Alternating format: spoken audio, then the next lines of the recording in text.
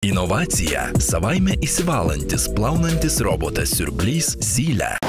Poilsio kompleksas Melno rezidencija. Pirmasis toks pajūryje. Nuo grindų iki užuolaidų. Namų, visuomeniniam ir biuro interjerui. Dubingiai.lt.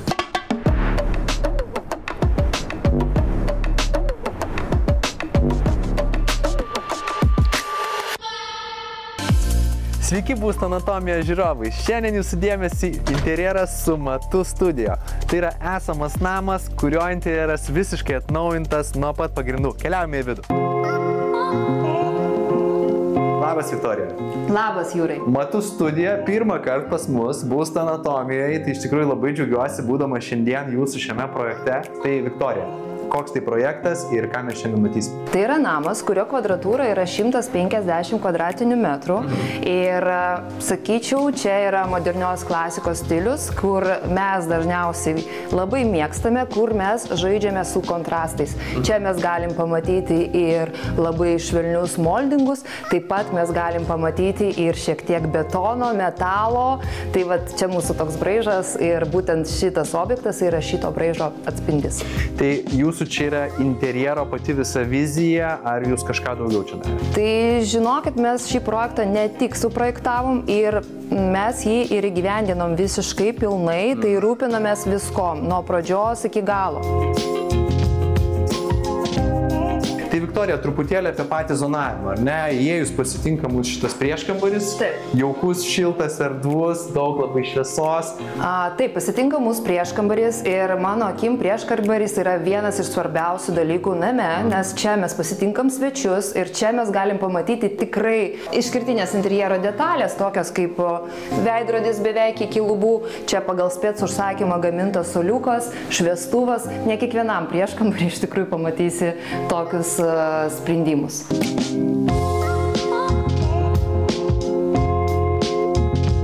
Taip, tai čia esam sankryžoje, ar ne? Ir gyvenamoji dalis? Taip. Ir, kaip sakyt, valgomasis. Su svetainė sujungti. Einam apsižiūrėsim. Čia labai man patinka, kaip suderina tas spalvas ir fotelius ir būtent šitas pagalvėlės, tokie atrodo akcentiniai dalykai. Aš kažkodėl turiu nuojautą, kad pas jūs nuo vizualizacijų iki dabartinio rezultato labai daug kas nesiskyrė. Pas mus dažniausiai vizualizacijos nuo realybės nesiskiria beveik 99%. Taip. Nu, iš tikrųjų tas jaučiasi, nes čia stovi, atrodo, kad toks, žinai, vizualizacinis vaizdas. Papasakok apie medžiagas. Matau, natūralių medžiagų labai nemažai, medinės grindys, kas daugiau? Kaip ir minėjau pačioj pradžioj, tai mes labai mėgstam dirbti su kontrastais. Čia mes galime matyti plytelę, kuri yra tarsi betonas, ne? Mes negalėjom palikti monolitą arba atvirą betoną, tai šiuo atveju buvo pasirinktas būtent toks plytelės motyvas. Bet kaip kontrastą mes galime matyti TV zonoje visiškai priešingą detalę, tai yra moldingai, kurie yra tarsi gipso tokie reitiniai, kurie atspindi. Ir dar kitas dalykas, tai yra metalas. Šis metalas irgi nėra standartinis, mes jį gamino pagal spec užsakymą ir šios visos detalės buvo vežtos ir purkštos specialių purkštų metalų. Žinai, žiūrint į šitą dalį, tu gali pasakyti, kiek čia daug skirtingų dalykų. Medinės grindis, čia turim vienas medžiagas, čia turim kitas, čia turim lentyną. Aš nesivaizduoju. Tai vat atsakyčiau, šitas kampas yra mūsų kontrasto ir būtent mėgstamos pakraipos atspindys. Wow.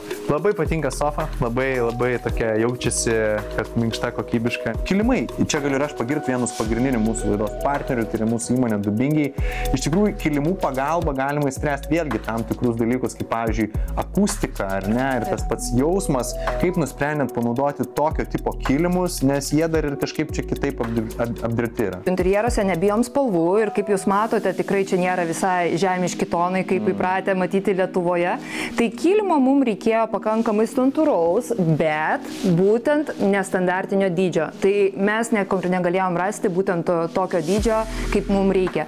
Tai Dubingiai pagamino jį, būtent šitą kilimą iškirpo pagal spec užsakymą ir dar dar apsiuvo specialiai su tokiu irgi parinktų mūsų, tai aš pati važiavau į saloną ir rinkau, kad dėrėtų kantas kartu šalia su kilimu. Ir turbūt šitų kilimų matysim ir kitose kambariuose ir atsispindi, ar ne, kad persipildo. Liuks, tikrai šaunus produktas, šaunuoliai Dubingiai. Gerai, o mes keliaujam toliau, pasižiūrėsime virtuvę. Taip, nėra kompromisų, arba stalas, arba sala, turim ir tą. Ir svečių minimum turim galimybę pasodinti 8 ar 9 ir daugiau. Papasakok apie virtuvę. Man iškart labai maloniai krenta į akis plytelė. Taip, plytelės tikrai labai įspūdingos ir ačiū mūsų klientam, kad jie nepabijojo šito sprendimo ir kaip aš niekada nepavargsiu sakyti, kad tik tais išskirtinės parinktis būtent ir sudaro mūsų įspūdingo interjero visumą. Tai vat plytelės yra neišimtis, tikrai jos labai charizmatiškos. O virtuvė pas mus padaryta yra kaip ir visam name, mes naudojam tikrai nemažai natūralaus lūkšto. Tai čia yra lūkštas ir jisai būtent sušvelnina mūsų aplinką ir būtent šeimai tai yra labai tikrai geras ir labai malonus sprendimas. Ir iš tikrųjų jokių rankenėlių nėra taip supjauta, viskas, kad niekur neužsigausi, nesusižeisi ir praktiškai uždėjai, jokių antspaudų nelieka. Sala, kokias čia naudojat medžiagas? Tai yra kvarcitas ir man jisai tikrai labai patinka, jisai vėlgi turi ir šiek tiek švelnumo, bet ir tuo pačiu turi tokio ir betono motyvo, kaip ir visam name.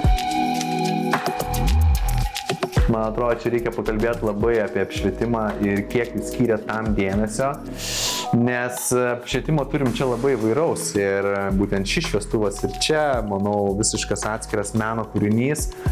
Papasakok iš tikrųjų apie apšvietimo sprendimus šiame projekte ir dėmesį. Klientai labai dažnai nuvertina būtent apšvietimą, tai labai nemėgsta investuoti į šviestuvus, bet mano manimu šviestuvai tai yra pagrindinis namo akcentas ir mano manimu tai yra vienas iš pagrindinių dalykų, į kurį verta investuoti. Nes apšvietimas tai tarsi meno kūrinys, tai mes šiems šviestuvams tikrai skiriam labai daug dėmesio. Čia turbūt vienas iš pagrindinių dalykų, netgi nuo kurių mes pradedam kurti interjerą. Ir aš manau, kad mums tikrai labai pavyko, o šį šviestuvą aš jau buvau nusižiūrėjus gal kokius 4 metus. Ir vat būtent šį klientę sutiko ir mes panaudojam jį virš valgomo sezono. Čia yra tikrai akcentinių šviestuvų geras pavyzdys, nes jūs įsivaizduokit, kaip atrodytų ši siena be šviestuvų. Tikrai daug paprasčiau ir nuobodžiau, sakyčiau, o tai kai mes jau turim šios gražius šviestuvus, tai jinai atrodo tikrai įspūdingai. O aš tai galiu išduoti ir tą paslaptį, jeigu reikės irgi išspręs problemas apšvietimo ir vėlgi nepasižiūrėti tai kaip į tiesiog kažkokią tai prekę skirtą apšvies patalpai, visą laiką galima pasikonsultuoti su profesionalais, parašyti Viktorijai, parašyti mum arba pasikalbėti su įmonė Ardena. Taip, tai čia turim pagrindinį miegamąjį. Labai pasitinka šitie gražus veidrodžiai. Wow, čia iš tikrųjų tokios vėlgi baltos, spalvos pastelinės, mielo jauku, kas tau, Viktorija, čia labiausiai patinka? Man čia patinka labiausiai šviestuvai. Čia man irgi labai patinka, o mes čia turim dar ir patalpą, ką čia turim, vonę? Kurios nesimato, tai mes turim ir garderobinę, ir turim vonios patalpą. Ok, užeinam. Taip, čia turim drabužinę ir turim tėvų vonę, ar ne? O, ir čia koks gražus šviestuvas pakabintas. Geras. Gražu ir dušas, ir vonia, viskas vienoje vietoj. Šitas labai patinka man iš tikrųjų spintos durelės. Čia turbūt dar kokie ir džiovyklės kalbyklė? Taip. Specialiai vat, būtent sukurta, kad vyktų džiovinimas ir ventiliuotųsi ir tikrai nereikėtų atidarinėti dureles. Taip, nes džiovyklė paima orą ir reikia, kad cirkuliuotų. Kas tau, Viktorija, šioj vonioje labiausiai būtent patinka, į ką tu atkreipi dėmesį? Šiaip tai man viskas šitam vonios kambarį patinka, tai šiaip tikrai nemažai klausimų sulaukia būtent praustuvai. Praustuvai yra gaminti pagal spec užsakymą iš tos pačios plytelės, kur mes matome, tai yra grindų plytelės. Ir šiaip yra, daleiskim, aš manau, tikrai nestandartinis sprendimas, kad mes matom šviestuvą virš vonios ir aš sakyčiau, sakyčiau, čia yra būtent šeimininkų, tai yra būtent miegamojo, ne, atskiras privatus vonios kambarys, tai aš manau, kad čia puikiai mums ir būtent pavyko sukurti tą subtilę aplinką, tokia jauki, čia norisi būti ir čia tarsi yra toksai izoliuotas kambarys nuo visų svečių ir nuo visų akių. Kol apžiūrite šį nuostabų interjerą, noriu Jums pristatyti mūsų pagrindinį šio sezono partnerį įmonę Krinona. Įmonėje Krinona rasite įvairiausios namų technikos, taip pat įvairios laisvalaikio technikos. Tai yra elektriniai paspirtukai, elektriniai dviračiai, įvairios kuprinės ir labai geros irklentės. Na, o ekrano apačioje rašome Jums specialų nuolaidos kodą, kuris galioja būtent šiai produkcijai, tai kodėlgi jo nepasinaudojus. Ir dabar mes žengėme į berniuko kambarį. Jis vienintelis turbūt skiriasi nuo visų namų, nes berniukas, nors ir jaunas, tikrai turi savo išskirtinį skonį. Ir čia mes matom daug vintažinių elementų tokių. Ir čia buvo būtent berniuko pageidavimas, nors jam atrodo tik 13 metų. Geras, tai jau turi savo skonį, žino, ko nori. O mes visą laiką, iš tikrųjų, kai darom projektavimą, mes visada atsižvelgiam į tai, kasgi patinka būtent vaikui, nes tai yra visiškai skirta erdvė ir čia jau turi diktuoti klausimus ir norus būtent vaikai.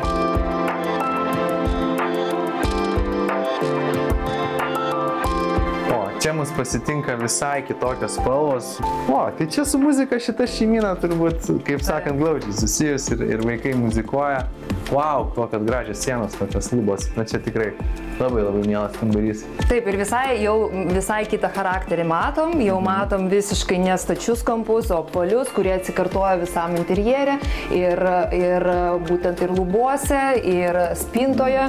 Ir netgi pasižiūrėkit, kokia įspūdinga yra specialiai padaryta koja. Tai yra rašomojo stalo koja. Tai matosi, kad charakteris mergaitės yra visai jau kitoks. Toks mergaitiškas tikros princesės.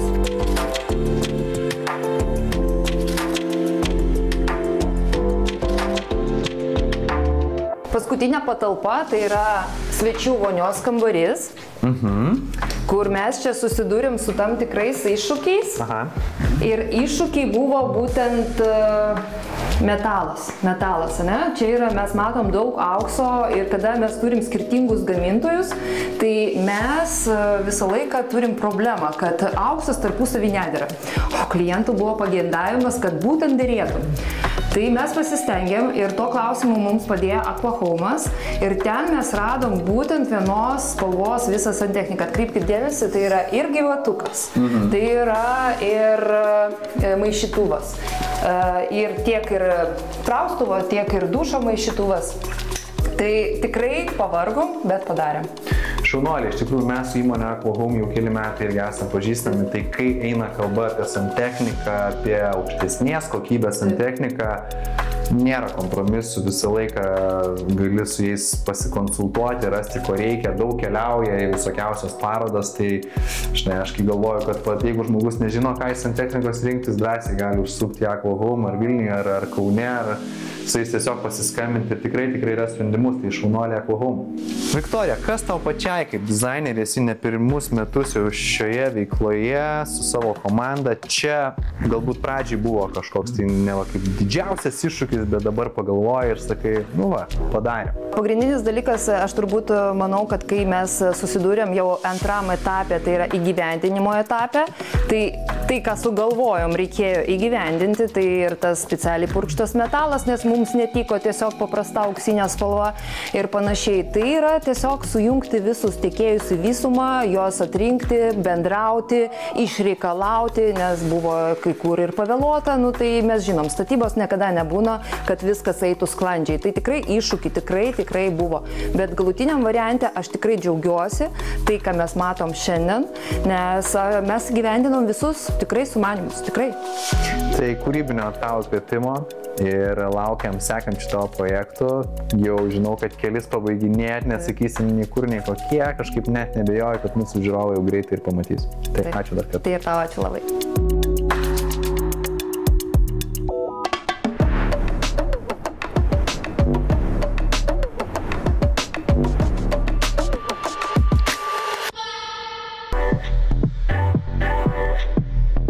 Esame Vilniuje, Domus galerijoje. Šiandien jūsų dėmesį apšvietimo ir baldų ekspertai įmonė Simetrija.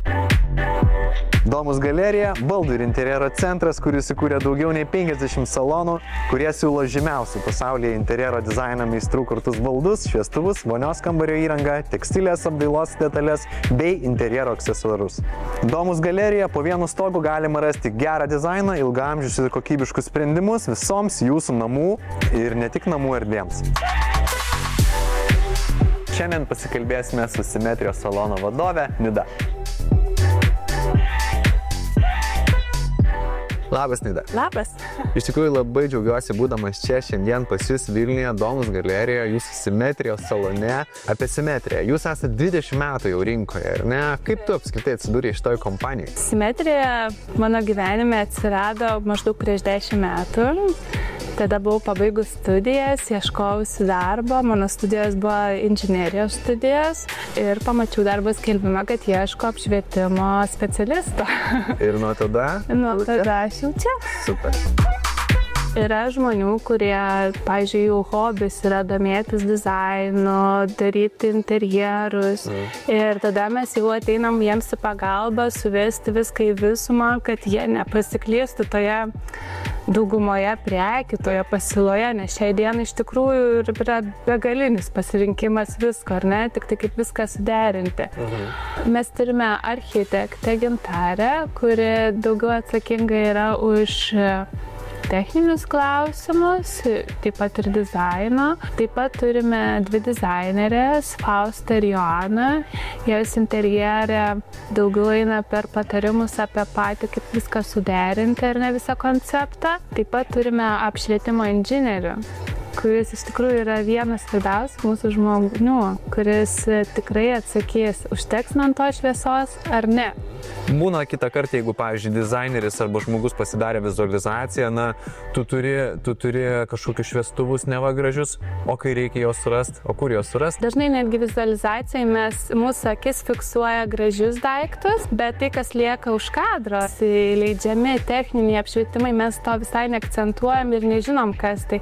O tai yra pagrindinis apšvietimo dalykas, principas. Tinkamai parinktas techninis apšvietimas, jisai turi tarnauti tiek tvarkant namus, tiek, tarkim, vaikams žaidžiant ant kilimo, jisai turi būti geras apšvietimas ir visi dekoriniai elementai jo tikrai jums nesuteiks.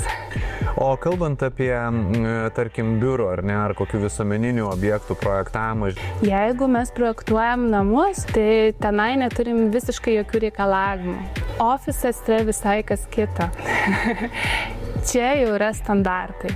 Mes esam skirtingi, bet higienos reikalavimai yra tik vieni. Tai turi būti suprojektuota taip, kaip yra reikalavimas reglamentuose, ar ne? Nes jeigu bus netinkami, mes galim net ir baudą gauti, jeigu ateis inspekcija ir patikrins. Pavyzdžiui, klinika. Taip, ateis inspekcija, patikrins, kad tai netinkamas apšvietimas, tai pirmas dalykas, dėl ko nubaus, o kitas klinikos darbuotojas ateis ir sakys, tai kaip man dirbti, aš nieko nematau. Kas liečia dabar visą baldų projektavimą, trumpai papasakok, kokie čia yra svarbiausi momentai, į ką reikėtų žmogui atkreipti dėmesį pačiam, kuris daro projektą, arba būtent samdo architektą dizainerį. Labai dažnas klientas pradeda rinktis apšvietimą, nes jų elektrikas prašo jo elektros plano, o baldus, sako, pasirinksi vėliau. Tai čia yra didžiulė klaida. Kai tu jau renkiesi apšvietimą, tu turi jau žinoti, koks šviestuvas kabės, kokia stalo forma bus, ar jūs apvalų įsivaizduoti, ar pailgą, nes tai jau priklauso, kokio šviestuvą mes galėsim pakabinti, kokio galingumo reikės, ar ne, kiek tim stalo reikės dydžio. Sekantis žingsnis, pavyzdžiui, kad ir su miegamaisiais. Ar sunku yra išsirinkti lovą? Deja, miegamieji mūsų dažniausiai yra riboti, ar mes gyvenam senamiestį, ar kažkokią turim sodybą. Tas dydis, jisai visą laiką žmonės sako, man 1,60 m ant 2 čiužinį. Nu tai ir mano lova tokio dydžio bus. Graži lova tokia nebus. Jei išsireikšti, jos formai viskam reikia praplatėti. Tai vat, dažnai klientai to neįvertina ir jie labai nustemba, kai aš paprašau, jūs norit šitos lovos, o jūs gal turit miegamojo brėžinį. O kam jums reikia? Pasižiūrėti, ar jinai tilps. Nes aš esu tikra, kad jūs neįsivertinot. Jūs įsivertinot tik tai čiužinį, bet ne pačią lovą. Kalbant, tarkim, apie valgomo baldus, pasirenkant, ką pastebiu. Pirmas dalykas, tai reikia pagalvoti, kokio tipo žmogus jūs esat. Ar jūs mėgstat dažnai atsinaujinti namus, ar jūs mėgstat prisirišti prie daiktų. Nes čia, tarkim, turim tam Dixon stalą, jis yra medžio masyvo. Mums jau masyvas pasako, kad jis nekainuos mažai, bet tarnaus labai ilgai. Nes mes jį galėsime atnaujinti, tai yra gryno medžio dalis. Kas liečia valgomą kėdes? Vėlgi, turim pasiskaičiuoti tiek stalą pasirinkdami, tiek kėdžių skaičių, kiek tų žmonių pas mus atsiras. Galbūt kasdien šeimos sudaro 4 žmonės. Pasilikim tas 4 kėdes, bet turėkim atsarginių. Nebūtinai visą stalą apstatyti kėdėm, nes tai interjere netrodo gerai. Būna žmonių, kurie ateina, tarkim, šeimos mama, moteris, pasimatuoja ir sako, aš jaučiuosi puikiai, man šita kėdė labai patogi. Man natūraliai kyla klausimas, kokio ūgio jūsų vyras. Pirmas dalykas - ūgis, ar tinkamai vietoje atsiras jo atrama. Kitas jo svoris, ar ne? Galbūt porankiai nebūtini jam, gal jis jaus diskomfortą šitoje kėdėje, nes porankiai užblokuos jam erdvę. Tai vat tokie natūralūs klausimai. O kas svetainėje? Kas pagal tave čia svarbiausia renkantis baldus? Svetainėje vėlgi svarbu, kas joje sėdės. Ir kiek žmonių ir ką ten veiks. Vieni žmonės mėgsta svetainėje tik tai pasėdėti, išgerti kavos ir tokiems žmonėms tikrai puikiai tinka elegantiškos sofos, kurios yra atsėdo, man patogus aukštis, jos nėra per žemos. Kitas tipažas sofų yra tokios, kur aš noriu atsigulti. Čia yra geras pavyzdys, kada mes tą pačią sofą galim atskirti jos pusę ir panaudoti jaukiam kažkokiam 2 asmenų butelėje, o pasidarę į visas pusės padarysim šeimos tokių bendruomenės baldu. Būna situacijų, kada užsakovai nori vidury kambario pasistatyti. Vienoj pusėje aš matau vitrininį langą ar ten židinį, o kitoj televizorių. Atsigulu, galiu ir tą žiūrėti, ar net vienas priešais kitą vakaroti.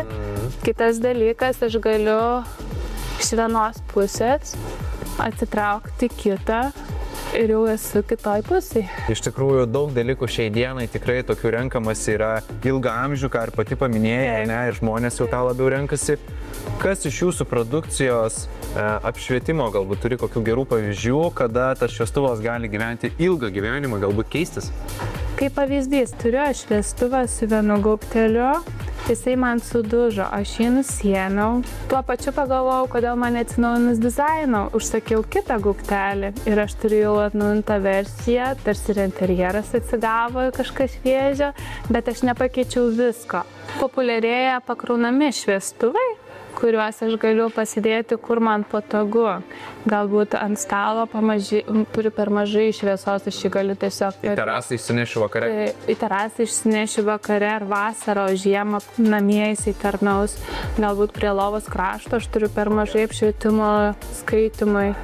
Aš galiu jį tiesiog pasikabinti. Būna situacijų, kada apšvietimas nėra parinktas teisingai. Galbūt aš galvojau, kad man nereiks šito pakabinamo šviestuvo, bet jis atsirado poreikis. Flosas, tarkim, siūlo apšvietimą, aš turiu sieninį išvadą, kurį jau vėliau ganėtinai lengva atsivesti ir su laidu keliauju iki ten, kur man reikia. Geras. Ta patį mes galim ir nuo rozetės pasidaryti.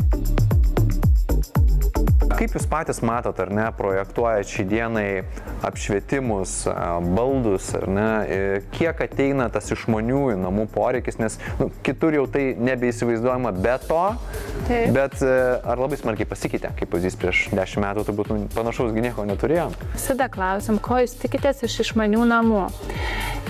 Vieni klientai sako, aš noriu, kad man reguliuotųsi apšvietimas. Tai šitą klausimą mes galim išspręsti kitais paprastesniais būdais. Nebūtina dėkti išmanę sistemą, kad aš pasidimeriuočiau intensyvumą šviestuvo. Mes galime eiti per šviesos scenarijus, tiesiog skirtingų klavišutų išsijungti skirtingus kaip ir įprasta šviestuvus. Tačiau išmanioji sistema tikrai labai gelbsti, kuomet būstas tikrai yra nemažas, kada pas mus užuolaidos yra reguliuojamos irgi elektronika, ar ne, tai tikrai yra patogu, tu grįžai namo, įsijungiai scenarijų, tavo užuolaidos susiskleidė, romantiška šviesa arba kaip tik ten vakarienė šviesa gaminimo įsijungia ir tau nereikia ten ieškoti pultelio užuolaidų, reikia ieškoti jungtuko, jį prisidimeriuoti. Šitoj vietoje aš sakyčiau tobulas dalykas. Nida, daug gero turinio, daug gerų patarimų. Ačiū tau, kad skiriai laiko.